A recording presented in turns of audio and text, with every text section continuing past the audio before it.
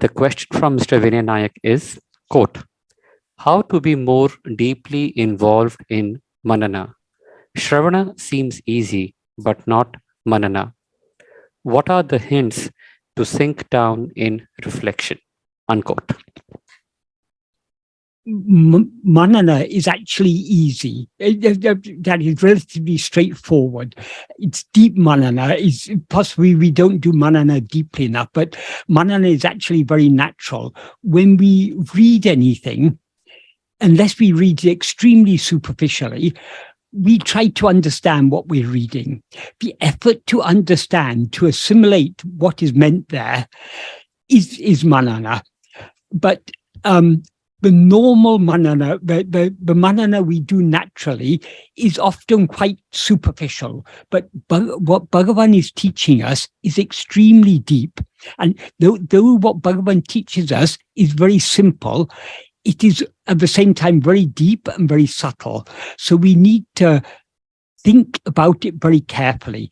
So all manana is thinking about it and trying to understand it correctly, checking within our own mind whether our understanding is correct. For example, Bhagavan says one thing in one place, he says another thing in another place. Do we understand what is the connection between these things? Do we understand how all these fit together? Because all of Bhagavan's teachings are a coherent whole. So everything fits in with everything else if we understand it correctly. So thinking about what Bhagavan says here, what he says there, and the key to understanding Bhagavan properly is to understand that whatever he teaches us, he's teaching it for one purpose and one purpose alone. That is, Bhagavan's aim is the annihilation of ego. And ego can be annihilated. Ego is a false awareness of ourself. So in order to annihilate ego, we must be aware of ourselves as we actually are. In other words, false awareness can be destroyed only by correct awareness. But false awareness is the awareness, I am this person, I am this body, I am Michael, or I am whoever. We all have that is whatever name is given to the person we seem to be, we identify with the name and form of this person, this body. That is a false awareness of ourselves. That is what is called avidya. And avidya can be removed only by vidya. Vidya doesn't mean just what we learn from books. Vidya means the correct awareness of ourselves as we actually are. So all Bhagavan's teaching, and in order to be aware of ourselves as we actually are, we need to attend to ourselves. We need to investigate ourselves. So all Bhagavan's teachings, the central aim of all of Bhagavan's teachings is to direct our attention back to ourselves. So if we understand this, then we can begin to understand Bhagavan's teachings in context. What actually is he pointing at?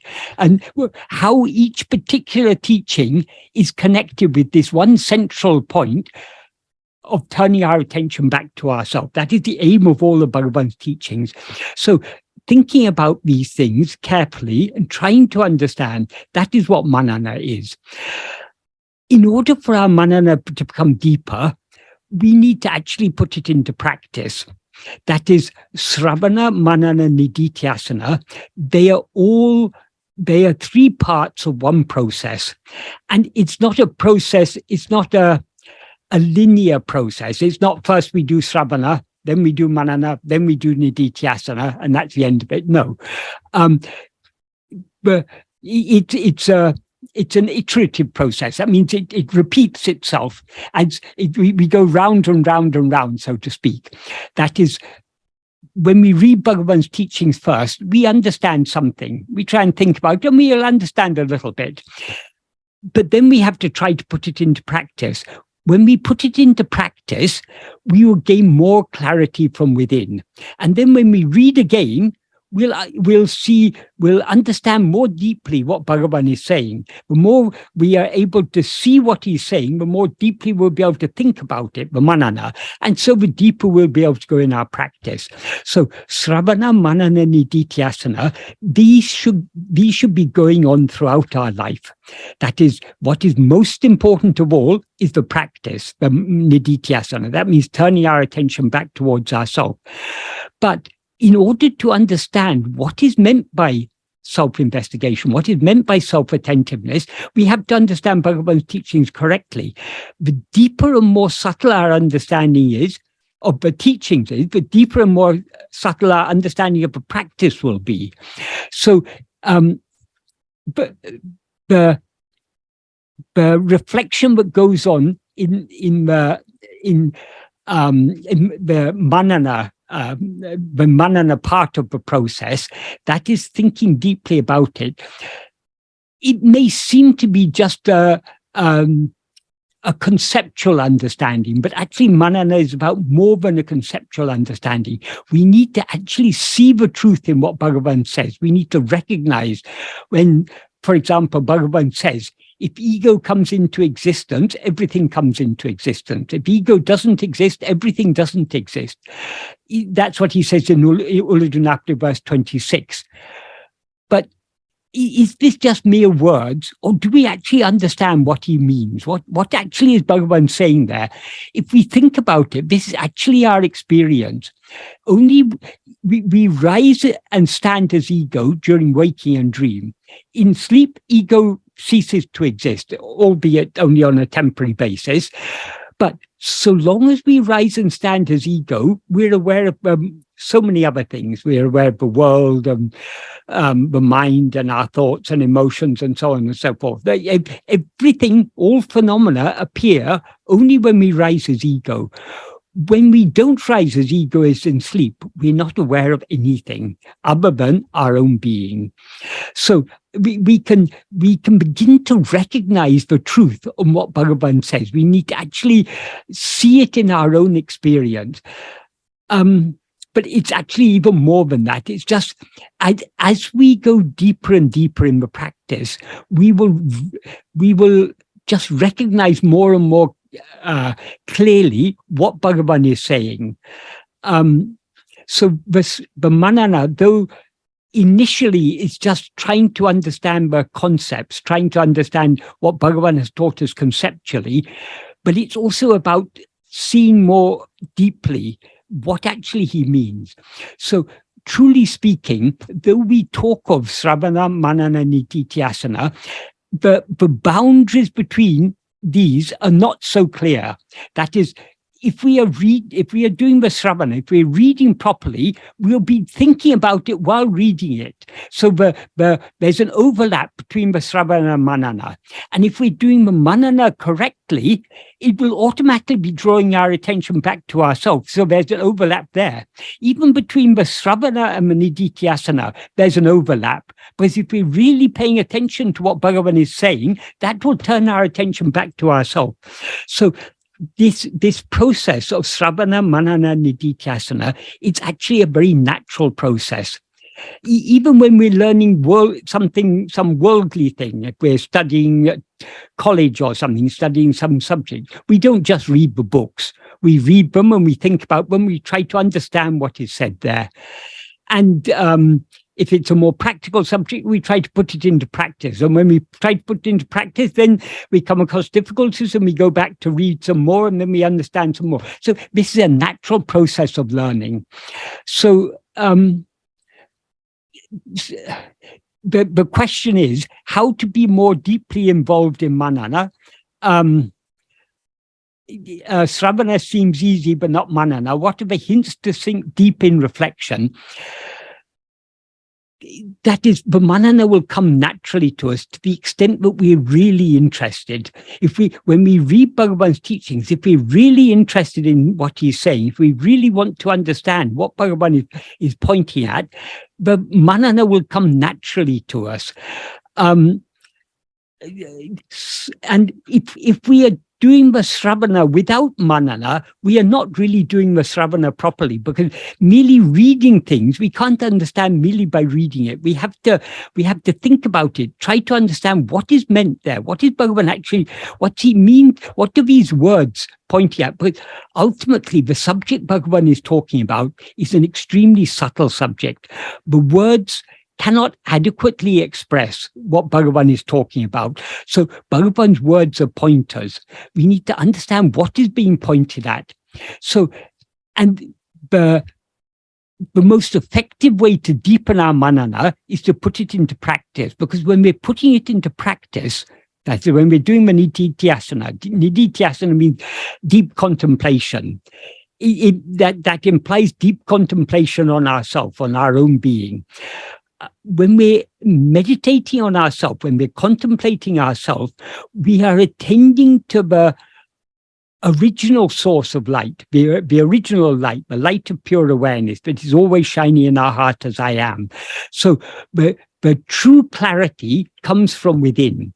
So the deeper we go in the practice, the more our mind is being purified and clarified. And then thereby we'll be able to see more clearly what it is Bhagavan means. And so the Sravana and the Manana will become deep to the extent to which we go deep in the practice. And to the extent that our Sravana and Manana become deep, that will push us still deeper in the practice. So this is actually, the three are, they go hand in hand, and they are it's a natural process. When we read something, we try to understand it. When we understand it, we try to put it into practice. We try to not just understand it conceptually, but see it from our own experience. Trying to see it from our own experience is a nididhyasana. Bhagavan is talking so much about this I. What is this I? What is that is I in its pure condition is our own being. I, when it's mixed and conflated with adjuncts, it's ego. So Bhagavan has taught us so much about the nature of I and the nature of this adjunct mixed I called ego. So we need to understand these things from our own experience by looking deep within. So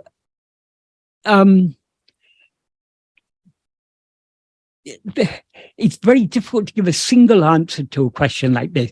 The main thing is, if you are really interested in what you're reading, you will naturally be doing manana, because you'll naturally be trying to understand it.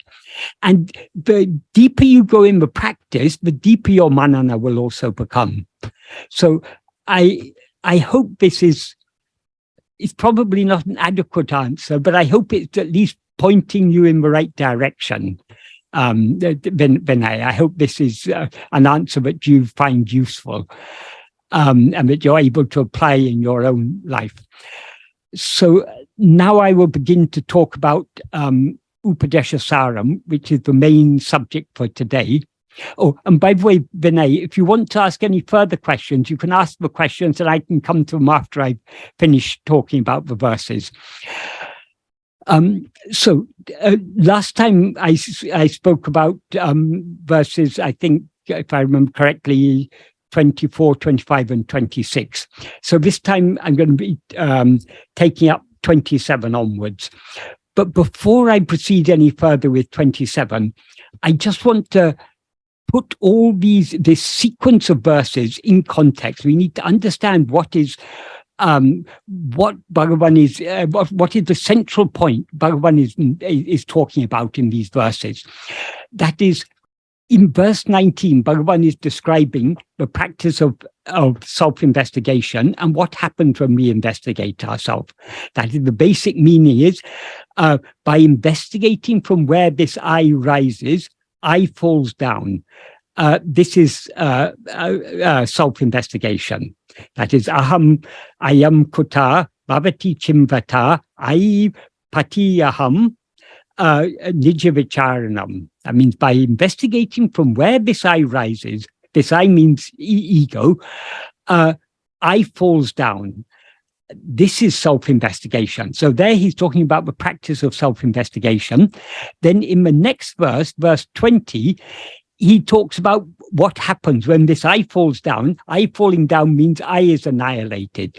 So in the next verse, he says, Ahami nasa baji, on I be undergoing annihilation. In other words, when ego is annihilated, aham taya spiriti hrit swayam. The heart shines forth spontaneously as I am I. Paramapurna sat. This is the supreme whole reality. So when ego dies, what remains and becomes clear when ego dies is the underlying reality, our true identity, the heart, which shines as I am I. That is, ego is the false awareness, I am this body, I am this or I am that, is ego. But the pure awareness, I am, is not aware of itself as anything other than itself. So Bhagavan expresses it as aham, I am I. That means. And this is paramapurna sat. Paramapurna sat means parama means it's supreme. Purna means it's whole, in the sense it's infinite. It's the entirety of everything, sat, existence. So this is the totality of all existence. This is what actually exists. That which, the heart, that which shines forth as I am I when ego dies, that is paramapurna sat. So here he's talking about, this is the revelation of our real nature. So from verse 21 onwards, he's talking about what our real nature is. He's elaborating upon what he says here about our real nature. So our real nature is what shines forth as I am I. In the next verse, he says, this is what the word I always refers to. I'll read the Tamil, because Tamil is a bit, the wording in Tamil is a bit clearer to me. Nanenum sopporul amadu nalume, nanatra tukatam undipara, namadin me niktal undipara. That literally means that is referring to what he spoke about in the previous verse, the heart, which shines forth as I am I, which is the paramapurna sat. That is at all times the import or substance of the word called I. That is what the word I actually refers to, is only that fundamental, the heart, the fundamental awareness that shines forth as I am I when ego dies. That is what the word I always refers to. Why? Because of the literal meaning is because of the exclusion of our non-existence, even in sleep, which is devoid of I. That means when he says sleep is devoid of I, he means not that we don't exist there, but that ego doesn't exist there. But though ego doesn't exist in sleep, we don't cease to exist. So that is what he refers to as the exclusion of our non-existence. Namadime nikatal, because the exclusion of our non-existence, even in sleep, which is devoid of I. That means when we use the word I, usually we are referring to the person we seem to be. Why do we take this person to be I? Because of ego. Ego is that false awareness, I am this person. But this person is not what we actually are, nor is the ego. Ego, which is aware of itself as I am this person, even that is not what we actually are, because that is absent in sleep, but we don't cease to exist in sleep. So we are that which is beyond ego. So Bhagavan is what we actually are, what shines alone in sleep is that paramapurna sat, the heart, the fundamental awareness, but knows itself as just as I am I. And then, having said what we are not, what we are in that verse 21, in verse 22, he then concludes what we are not. Basically, in verse 22, he refers to the 5 sheaves. Since the body, mind, intellect, life, and darkness, that's the 5 sheaves, are all jada and asat, they are not I, which is sat. So all this body, mind, intellect, life, and darkness. That's the 5 sheaths. They're all jada. They have no awareness of their own, and they are also asat. They have no existence of their own. They seem to exist only in the view of ego, but they don't actually exist. What actually exists is only I, the pure I. So that's why Bhagavan said, they're not I, which is Sat. In Tamil, he says, Satana Nanala. They're not I, which is Sat. In the Sanskrit version, he says, Vigra Hendriya Pranadi Tama, that's the 5 sheaths, Na Aham, not I, Eka Sat Tat Jadam, He Asat. That means are not I, the one existence, because that is non-aware and non-existent. It is jada and it's asat. Whereas I is ekasat, the one existent, the one thing that actually exists is only I. So Bhagavan has said what we actually are and what we are not. But then he goes deeper into the subject in verse 23. In verse 23, what he says is, because of the non-existence of any awareness other than what exists, to be aware of what exists is awareness. That is, if we say, but what exists, the term he uses in Tamil is ulladu. In Sanskrit, he uses the term sattva. Sattva means what actually exists. If the awareness that knows what exists were something other than what exists, it would be a non-existent awareness. So that awareness cannot be other than what exists. And what exists cannot be other than the awareness, because if what exists was something other than awareness, it would then be an object of awareness, in which case it would depend on awareness for its seeming existence. So because of the non-existence of any awareness other than what exists, to be aware of what exists is awareness. Uludu unavahum, he says in Tamil. In Sanskrit, he says sattaya hīnacit, that existence itself is awareness. What shines as existence is awareness, is the implication. And then he concludes that verse in Tamil. He says, Unave namai ulam, awareness alone exists as we. And in Sanskrit, he says, Chittaya hi aham. That is, as awareness is certainly I. That means what exists as awareness is certainly I. So again, Bhagavan is pointing out what we actually are. We are what actually exists, and we are also the awareness of what actually exists. In other words, we are Sat-Chit. We are not this body, or any of these 5 sheaths, as he said in the previous verse, because they're jada and asat. What we are is only the sat and chit. We are that which actually exists and that which is aware. So he points out that our real nature is sat chit, just pure being, pure awareness. And that pure being and pure awareness are one and the same thing. Then in verse 24, he says, in their existing nature, God and soul are only one substance. That is, what we actually are is Sat-Chit. And that is what God actually is. That is what he means in Tamil. He says, Irukam Yekaya. That means in our existing nature, or in our nature as existence. How he says it in Sanskrit is Sat Svabhavata, by existence nature, Vastu Kevalam, the substance is one. That means the substance of God and soul are one. But so why do we seem to be something separate from God? Only because of we are aware of ourselves having adjuncts, that the adjunct that we mistake to be ourselves, or our awareness of the adjunct that we mistake to be ourselves, namely the 5 sheaths, the body, mind, etc., this is what Bhagavan refers to as adjunct awareness. Why does he refer to it in Tamil as adjunct awareness, upadi unavu, rather than just upadi? Because the adjuncts are nothing but a false awareness. That is this body, life, mind, intellect, and will, the 5 she's, do not exist independent of our awareness of them.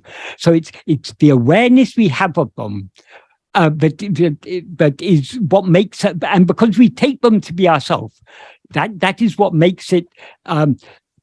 So it's, in other words, it's our awareness, I am this body, but makes us seem to be different from God. Though actually in substance, the vastu or the podal, what we actually are is not other than God. And then in verse 25, so since we and God are one in substance, what makes us seem different is only the upadis. So how can we know God as he actually is? This is what Bhagavan answers in verse 25. Knowing oneself, leaving aside adjuncts, is itself knowing God, because of shining as oneself. That means because God is what shines as ourself, as what we actually are, knowing ourself without adjuncts is knowing God, because we and God are one substance. It's only the adjuncts that seem to separate us. So if we see ourselves without adjuncts, in other words, if we see ourselves as just I am, right? Now we are seeing ourselves as I am this person, I am this body. That is a false awareness of ourselves, because that's an adjunct mixed awareness. But if we see ourselves without adjuncts, that means seeing ourselves as just I am. That is seeing God, because God is what shines as ourself. That is what's always shining in our heart as I am. That is God. So all these verses, Bhagavan is indicating what we actually are. And in this verse 25, he talks about knowing ourselves without adjuncts, or in Sanskrit, he says, seeing ourselves, swapnadarshanam. In Sanskrit, what he says is veshahanata, giving up the costume. In other words, giving up the upadis, the adjuncts. Seeing one's own self is seeing God. Swapnadarshanam means seeing oneself, or seeing one's own self. That is seeing God. Swapma rupataha, because God is our own. Swapma rupataha means God is in the form of our own self, or because he is the form of our own self. In other words, he's Atma-swarupa, he's our own real nature. And then in this verse, in Tamil, he talks about knowing ourselves. In Sanskrit, he talks about seeing ourselves. But what does he mean by knowing ourselves or seeing ourselves? That is what he clarifies in verse 26. Because we are not an object, we can never know ourselves as an object. Since we are not an object, we cannot, when we know an object, knowing an object is an act of knowing, but knowing ourselves, we can't know ourselves like we know other things. We can't know ourselves by an act of knowing.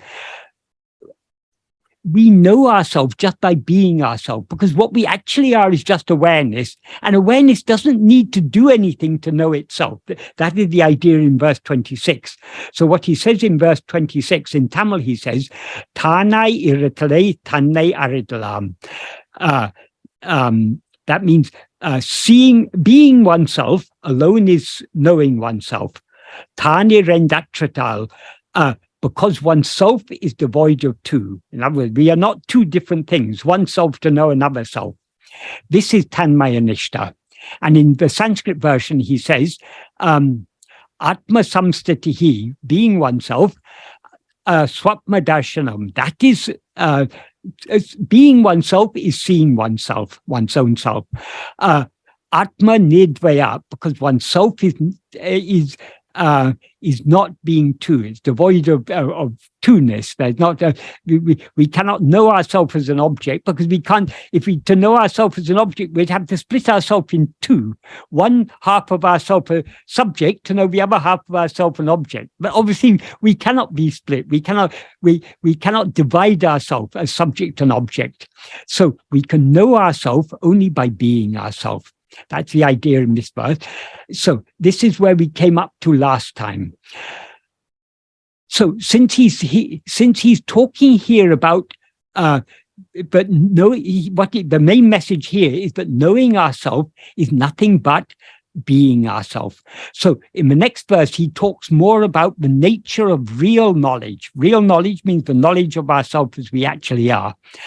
And what he says in this verse, in the Tamil version, he says, Arivu ariyamayum atra arive arivahum. That means only the awareness that is devoid of awareness and ignorance is awareness.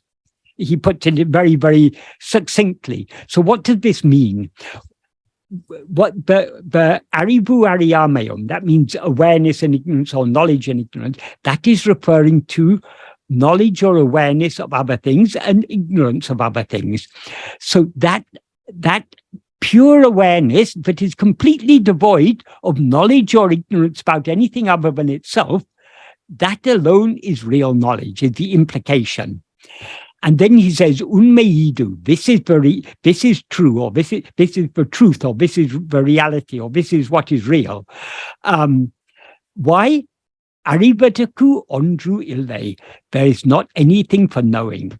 That is, when we know ourselves as we actually are, we will know ourselves as pure awareness. In the clear view of pure awareness, there is nothing other than itself. Why? Because pure awareness alone is what actually exists. Everything else, all phenomena, appear only in the view of ego, the false awareness, I am this body. So when we remove ego and know ourselves as we actually are, by being ourselves as we actually are, that is a state devoid of any knowledge or ignorance of anything else. So that is the pure awareness, the awareness that is. Why is there no knowledge of anything else? Because in that state of pure awareness, there's not anything for knowing. But everything else appears only in the view of ego, which is the adjunct mixed awareness, I am this body. When ego is eradicated and the pure awareness, I am alone remains, then there's nothing other than that for it to know. That is the idea. In the Sanskrit version, what he says is, jñāna varjitā, ajñāna hīnacit, jñānam. That means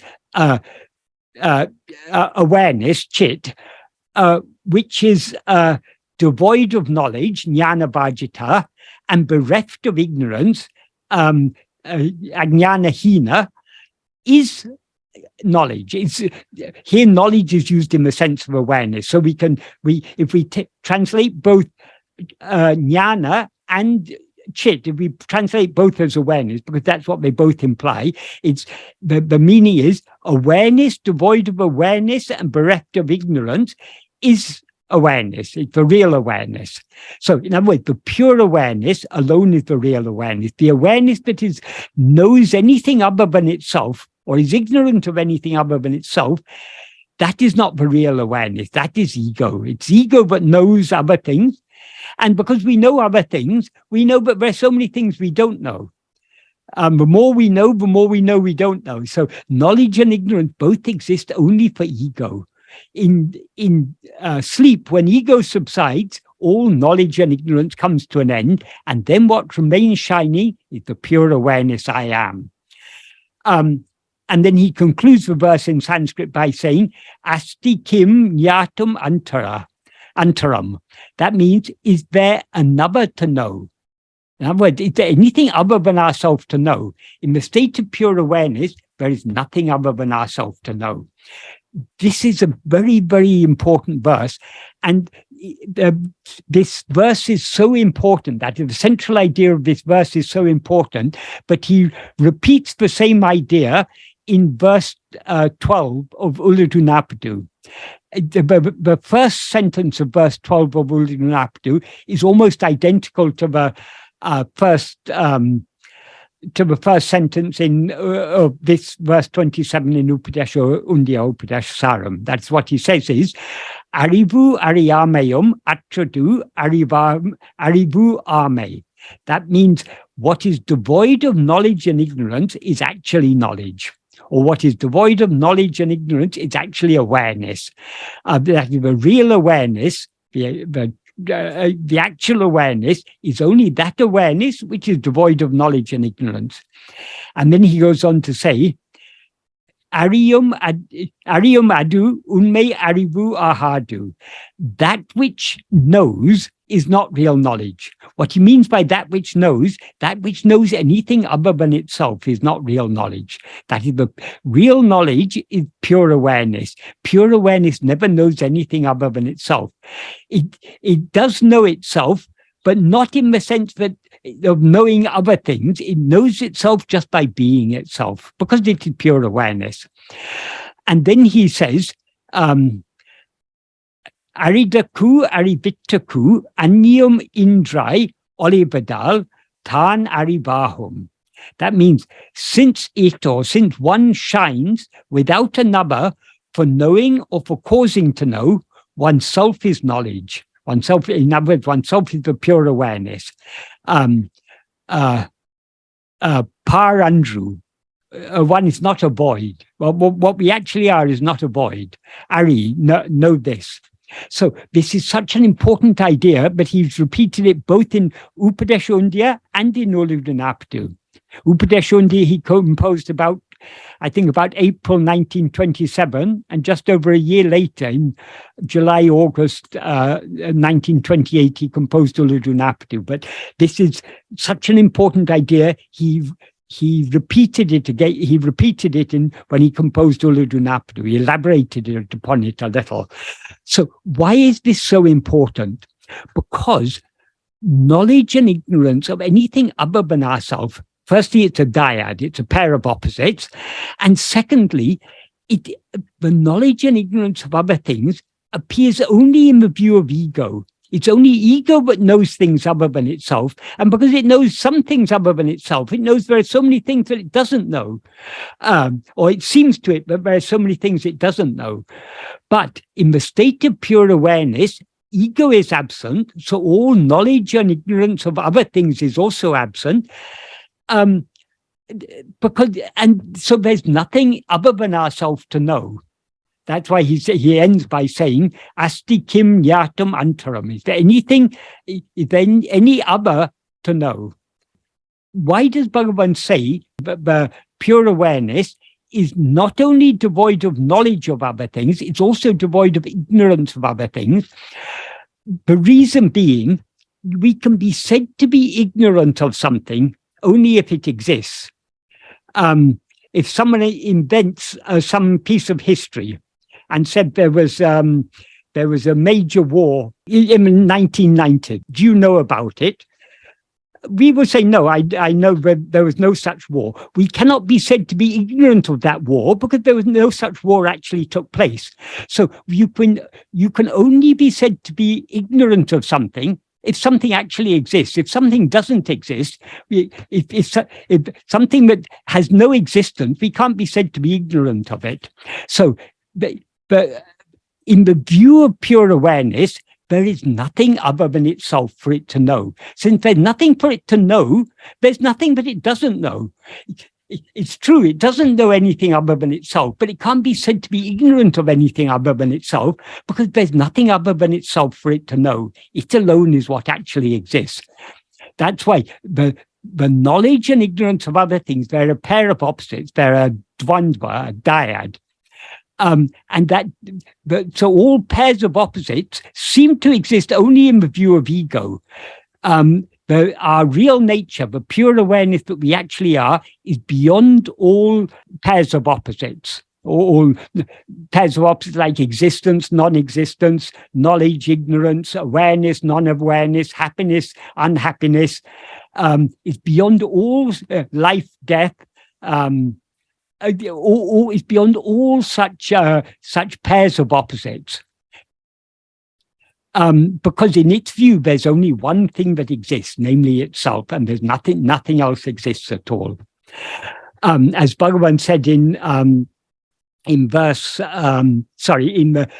first sentence of the 7th paragraph of Nana, Yathatamai ulladu Atma-sarupamondre. That means what actually exists is only Atma-sarupa. Atma-sarupa means the real nature of ourself. So what we actually are, which is Satchit, the pure being, the pure awareness, that alone is what actually exists. Everything else is just an appearance. And to whom does it appear? It appears only to ego. And ego itself is a false appearance. If ego turns its attention back towards itself to see who am I, it will subside and dissolve back into its source, and it will recognize itself to be pure awareness. But when it recognizes itself to be pure awareness, it ceases to be ego and remains as pure awareness. Just like if we look at what seems to be a snake, if we look at it carefully enough, we'll say, oh, it's just a rope. When we see that it's a rope, we'll see that there never was a snake there at all.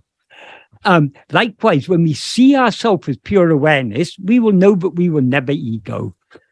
So we seem to be ego only so long as we're attending to other things. If we turn our attention back towards ourselves to see who am I, we will see that what we actually are is pure awareness, and therefore there was never any ego.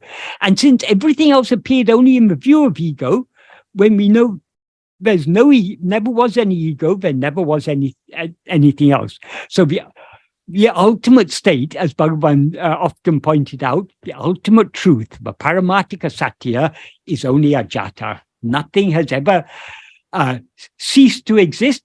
Na nirodo. Nothing has ceased. Why? Na cha upati. But nothing has ever come into existence. This is a verse in Gaudapada's Mandukya Karika, and also occurs in a couple of minor Upanishads. Nothing has ever ceased to exist. There's no nirodha, no cessation, and there's no upati. There's no coming into existence. There's no one bound and no one seeking liberation, and there's also no one who's attained liberation, because what actually exists alone is what is. This is paramartika satya. So that is why what Bhagavan means here. So I'll go on to verse 28 now. First I'll read the Tamil version and then the Sanskrit version. What Bhagavan says is in verse 28 is Tanadu il yadu ena terihil. If one knows what the nature of oneself is, there in Tamil, tanadu, that is a poetic elongation of tanadu. It means one's own. Il means nature. Yadu, what is one's real nature? If one knows what is one's real nature, pin anadi ananta sat undipara akanda chidananda undipara. He splits up the sat and the chitananda simply for poetic reasons. So if we arrange it in Anvayam, in the natural prose order, what Bhagavan is saying here is Tanadu il yadu ena terihel. If one knows what the real nature of oneself is, pin anadi ananta akanda satchidananda. Anadi means beginningless. Ananta means endless or limitless, in other words, infinite. And akanda means akanda is unbroken, undivided. Sat chit ananda. That is what we actually are. So what Bhagavan is saying here, when we know what we actually, we can take this actually in we can interpret it in two ways. Because what he says is, if one knows what the real nature of oneself is, then anadi, ananta, akanda, satchidananda, we can interpret that in two ways. We can either take it to mean, then what will remain is only anadi, ananta, akanda, satchidananda, or then what we will know ourselves to be is anadi, ananta, akanda, satchidananda. Both meanings are appropriate and both amount to the same thing. That is, when we know ourselves as we actually are, we alone will remain, and what we actually are is only anadi, ananta, akhanda, satchidananda. Anadi, because we have no beginning and also no end. So it's anadi and ananta. Ananta also means no limit. So it means infinite. So we are infinite. That is the Satchidananda is, in a certain sense, we can say it pervades all of time and space, but actually it is beyond time and space, because time and space are limitations. Time and space appear only in the view of ego, which is a false awareness of ourselves. What we actually are is only that anadi, ananta, akhanda, satchidananda. So that is the anadi, ananta, akhanda, satchidananda. That is the adhara, the adhisthana, the base on which everything else appears. And it is akhanda. Akhanda means it cannot be divided. It cannot be broken. So we cannot divide ourselves. So that also implies it's immutable. We can Satchidananda can never become anything else. There are certain interpretations of Vedanta, but what are called Parinamavada. They think that Brahman has become all of this. But according to Advaita, the truth is Vivartavada. That is, all this multiplicity is just an appearance. And in whose view does it appear? Only in the view of ego. Without ego, there would be no appearance of multiplicity. So when we know ourselves, ego will be removed, everything else will be removed along with it, and then what will remain is what we actually are. And what we actually are, our real nature, is anadi, ananta, akhanda, satchidananda. Sat means being or existence. In other words, what actually exists. Chit means or we can also say for sat, it's pure being or pure existence. Chit is the pure awareness. That is the awareness that is not aware of anything other than itself. So sat chit is aware of nothing other than sat chit. And being aware of ourselves as we actually are, that is ananda. So sat is chit, and chit is sat. Sat is ananda, and ananda is sat. Chit is ananda, and ananda is chit. So though we use three words, these are three descriptions of one and the same thing, namely our own real nature. Because our real nature is indivisible. So our existence and our awareness cannot be two different things, because awareness is the very nature of our existence. Awareness is what we actually are. And likewise with happiness. Happiness is our very nature. Happiness is not something other than ourselves. We ourselves are the infinite happiness, but we are all seeking. The problem is we're seeking it in the wrong places. So in the Sanskrit version of this verse, what Bhagavan says is, Kim sarupam iti. What is the swarupa? What is one's real nature? Atma-vichara. On seeing oneself, as what is one's real nature? It's a particle which can't really be translated. In some contexts, we can translate it as inverted commas, but here it's not even. It's on seeing oneself thus, we can take it as thus. On seeing oneself thus, what is one's real nature? That implies if we investigate what our real nature is, and thereby see ourselves, abheya,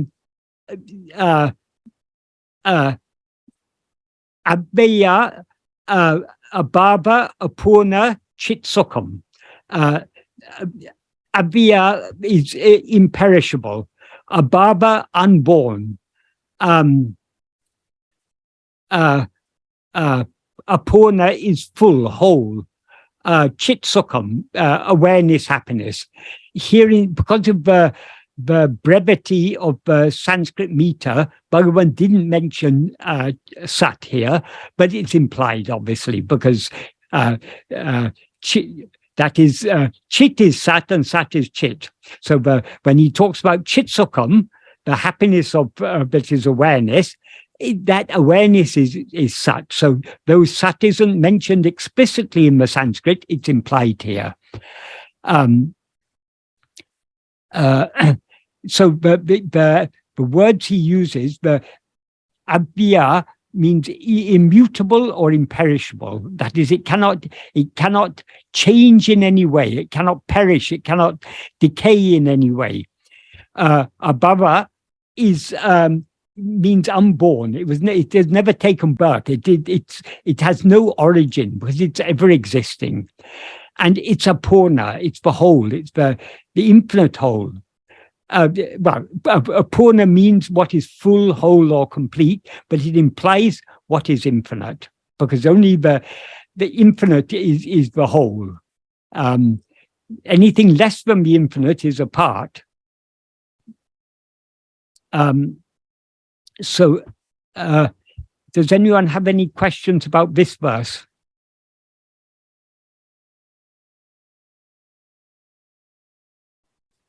Sir, I believe a question has come up from Pradeep Kumarji. Oh, right, I see. Should I read it out for the benefit of the devotee? Yes, please do. Sure. Pradeep Kumarji is asking, quote, can we say vidya, knowledge, and avidya, nescience, are maya? Also, can you elaborate on sat and how is it different from chit? Is it related to jada? Unquote. Right. Avidya and maya are one and the same thing. Avidya means ignorance. But what is it that is ignorant? What is ignorant is only ego. Why is ego ignorant? That is, it's avidya, it's a very special type of ignorance, because as ego, that is, vidya is the real awareness. So that has nothing to do with maya. Vidya is our real nature. That what is called vidya is nothing but the pure awareness I am. Even when we rise as ego, we don't cease to be aware I am. But instead of being aware of ourselves as just I am, we're aware of ourselves as I am this person. So that this person or this body that we take ourselves to be, this is not what we actually are. So being aware of ourselves as I am this body is a false awareness. So what is called avidya is nothing but the false awareness I am this body. What we actually are is nothing other than I am. But so long as we take ourselves to be I am this body, we are not experiencing ourselves as we actually are. That is, we never cease to be aware of I am. We never cease to be aware that I am. That is, we never cease to be aware of our existence. What we are ignorant of is our identity. We fail to be aware of what I am, because we're aware of ourselves as something other than what we actually are. So that is what is meant by avidya. So avidya, Bhagavan often said, avidya is nothing but ego itself. That is, ego is that false awareness, or that which is always aware of itself as, I am this body. That is the false awareness. That is what is meant by avidya. And that is maya. There's no maya other than ego. That is, maya is said to have two powers, avarana and vikshepa. Avarana means veiling. What is the veiling? The veiling is nothing but ego itself, because ego is the false awareness, I am this body. That is the adjunct mixed awareness. That is what veils our real nature as the pure I am. Though we're always aware I am, we're not aware of our I am is our own existence, our own being. We're always aware of our own existence, but we are not aware of ourselves as we actually are, because we are aware of ourselves as something other than what we actually are, namely a body. So that is the avarana. And as soon as we are aware of ourselves as I am this body, we are consequently aware of so many other things. That awareness of other things is vikshepa. Vikshepa means what? Scattering scattering or dispersing. So our awareness becomes scattered as so many objects. we see ourselves as the multiple phenomena that constitute this world. That is vikshepa. So these are the two defining characteristics of ego. As ego, we are always aware of ourselves as I am this body, and we are consequently aware of the semi-existence of other things. So all other things seem to exist only in the view of ego, which is itself a false awareness. So how to get rid of ego? Since ego is a false awareness, if it's an awareness of ourselves as something other than what we actually are, we can get rid of this false awareness only by being aware of ourselves as we actually are. As soon as we're aware of ourselves as we actually are, we'll cease to be aware of ourselves as anything else. That is, so long as we don't recognize that it's a rope, the snake seems to be a snake. But as soon as we recognize, oh, it's just a rope, then the snake ceases to be a snake. So it seems to be a snake only so long as we don't recognize what it actually is. So when we know ourselves as we actually are, ego will be destroyed. Having known ourselves as the pure I am, we can never know ourselves as anything other than that. Avidya and Maya are nothing but ego. And ego is a false awareness of ourselves. When we know ourselves as we actually are, ego will be destroyed. Therefore, avidya and Maya will be destroyed. This is one of the ways in which Bhagavan has simplified and clarified the ancient teachings of Advaita, because there's a lot of talk in the ancient texts about avidya and Maya. And even among the followers of Shankara, there was a dispute arose about where is the location, where is the ashraya of avidya, of ignorance? Is it in jiva or is it in Brahman? And one school said it must be it cannot be in Brahman, because Brahman cannot be ignorant, so it must be in jiva. And the other school said no, but the jiva arises out of ignorance, so it cannot be in jiva, so it must be in Brahman. So these are the two major schools among the post-Shankara Advaitins. I think they were called, I've forgotten which was which, the Bhamati school and the Vivarana school. But Bhagavan resolved this dispute very simply. He said, jiva is ego. Jiva is itself avidya. There's no avidya other than jiva. Jiva and avidya are one and the same thing, because jiva is the false awareness, I am this body. So avidya and Maya are both nothing but ego. If we remove ego, all problems are solved. So that's the first question. The second question is, can you elaborate on Sat and how it is different from Chit? I cannot elaborate on that because it is not different from Chit. That is, as I mentioned earlier, in verse 23, what Bhagavan said is, Sat, it means what exists. Chit means what is aware. So Bhagavan said, because of the non-existence of any awareness other than what exists is itself awareness. In other words, if Chit was something other than Sat, it would be asat, it would be non-existent. Then it couldn't know anything. A non-existent awareness cannot know anything. So Chit cannot be other than Sat. And if Sat was something other than Chit, it wouldn't know itself. So it would seem to exist only in the view of Chit.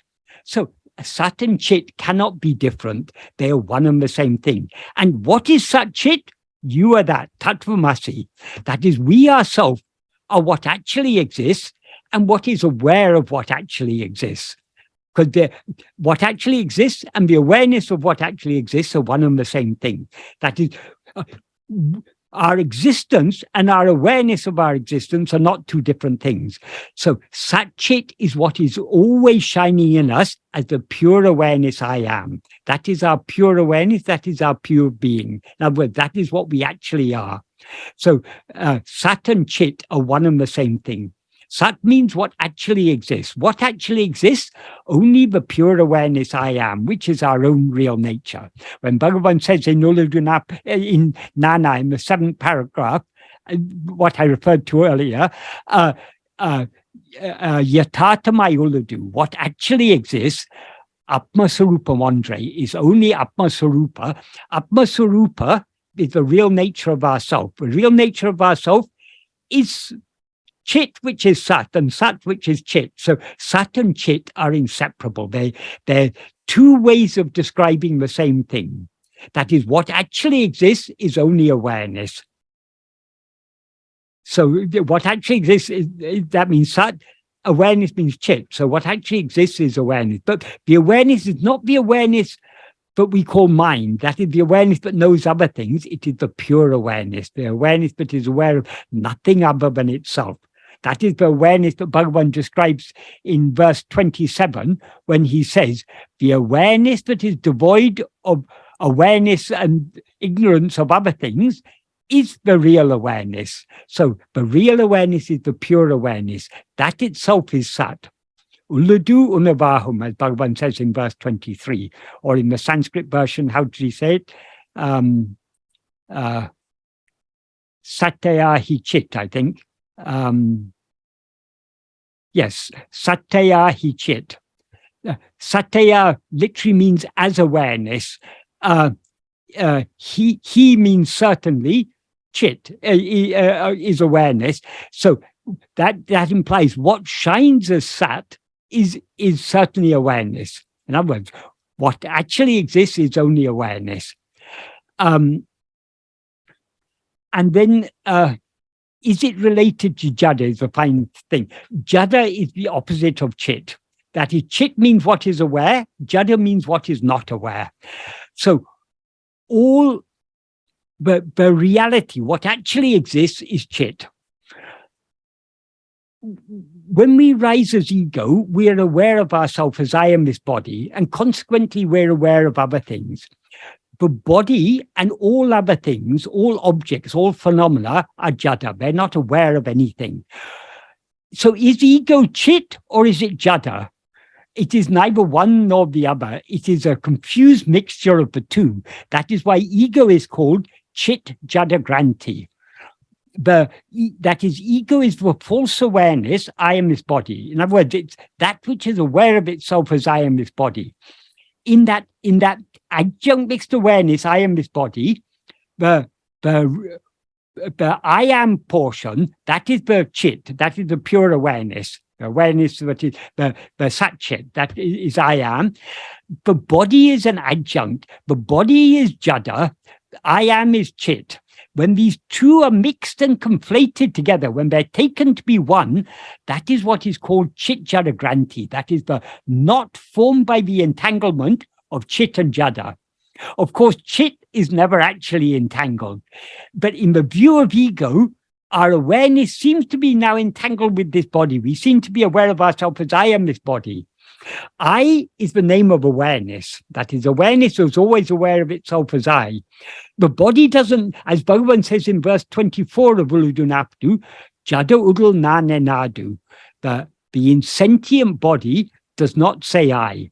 What he means by it does not say I, that's a metaphorical way of saying it is not aware of itself as I. And then in the next sentence, he says, Sat-Chit Udiyadu. Sat-Chit does not rise.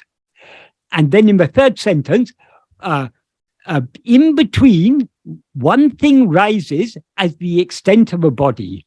Or one thing I rises as the extent of a body. Nan ondru udikum, udalalava, nan ondru udikum, ideal, in between. So when he says in between, he means it's neither the body, which is Jada, nor is it Sat-Chit, which doesn't rise. Why? It's not Sat-Chit because it rises. It's not the body because it's aware of itself as I. So it's neither the body nor Sat-Chit, but it takes itself to be both. So it is called Chit Jada Granti, he says. And that Chit Jada Granti, he says, Idu Chit Jada Granti bandam. This is bondage. That taking ourselves to be this body is bondage. We are binding ourselves. This knot is binding ourselves, us to the body. Bandam, jivan. It is jiva. It is the individual soul. Nupame. It is the subtle body. Ahande, ego. ichamsaram, this samsara, that is, samsara is nothing but ego, and manam, mind. So there is actually no relation between chit and jada at all. Why they seem to be related is because of the spurious entity called ego that rises between the two and mixes them together. And ego is neither the pure sat chit, nor is it the body which is jada, but it borrows the properties of both. So when Bhagavan says in between, it's like, supposing you read a story in the newspaper and you're doubtful whether that story is true or not. So you ask your friend, is this story true or is it false? And your friend may say to you, it's neither true nor false. It's somewhere in between. What does that mean? It means it's got elements of truth in it. It's got elements of fiction in it. It's neither entirely true nor is it entirely false. It's a mixture of the two. Likewise with ego. Ego is not entirely false because it's got the real element I am. But it's not entirely true either because it's got the false element ego. I mean, this body, the jada portion. So when we investigate ourselves, what we are investigating is as Bhagavan said, it's the chit portion of ego that we're investigating. In other words, it's that fundamental awareness I am. By holding on to I am, when we hold on to I am, everything else will drop off because this body is not attached. It hasn't attached itself to us. It's we who have attached ourselves to this body. The body isn't holding us. We are holding the body. So if instead of holding the body, we hold on to our being, the body and all adjuncts will drop off. And that is the state Bhagavan referred to in verse 25, in which he said, seeing oneself without adjuncts is seeing God, because God shines as oneself. So how to see God? Only by clinging to our own being. When we cling to our being, the adjuncts which we were previously clinging to will drop off because we're no longer holding them. And what remains is our pure being, and that is God. So the seeing ourselves without adjuncts is seeing God. I hope that's an adequate answer to that question. Om Namo Bhagavate Sri Arunachala Ramanaya.